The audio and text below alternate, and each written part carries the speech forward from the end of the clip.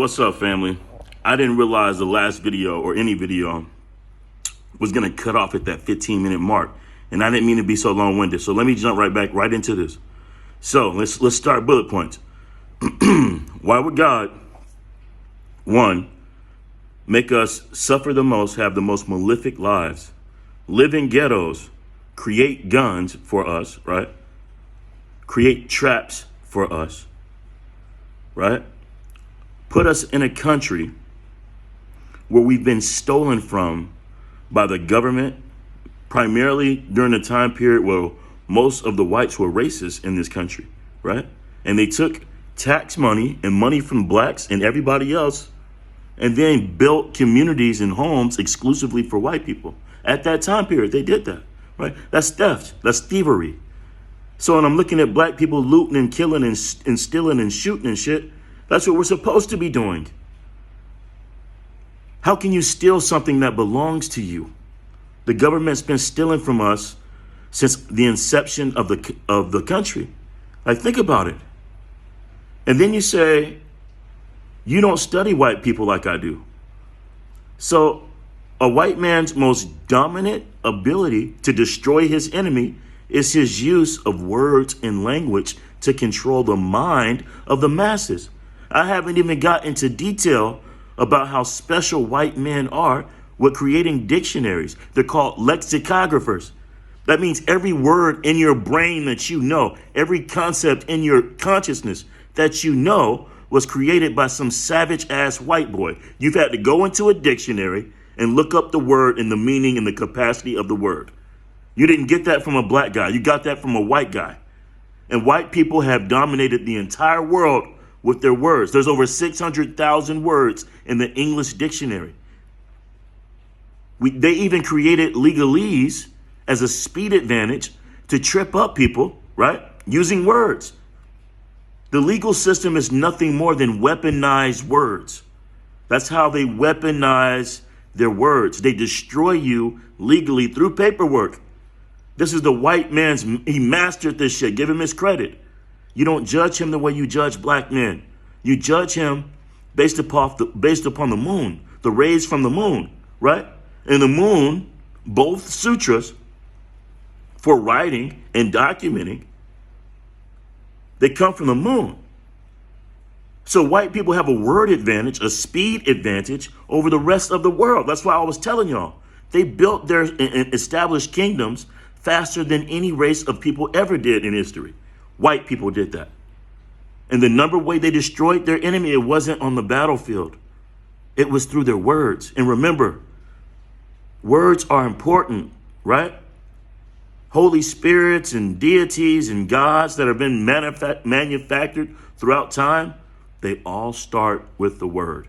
And think about it. You black men who are racist, sitting up here praying, English comes from Western Germany, right? A European language, a white language created by white men, strong, intelligent, and powerful white men from a dictionary, right? Think about it. And you're praying in English.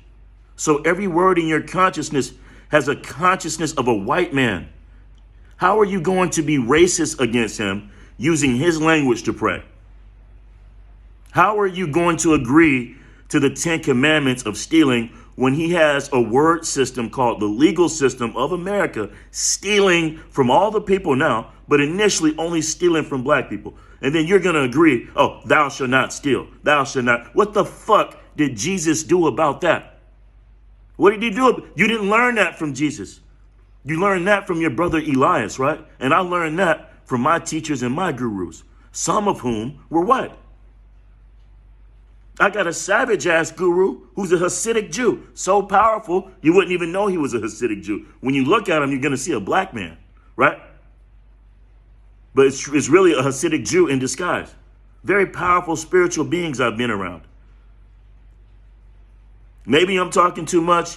Maybe not. I'm going to keep keeping it real. That Bible was not written for black people. Throw that Old Testament in the trash. Do not believe in some 10 commandments having some sort of effect on your karma or destiny with the true higher power of this world. Please believe me. Think about it. It's too conflicting. God is not going to produce a gun using the vibrations from Saturn.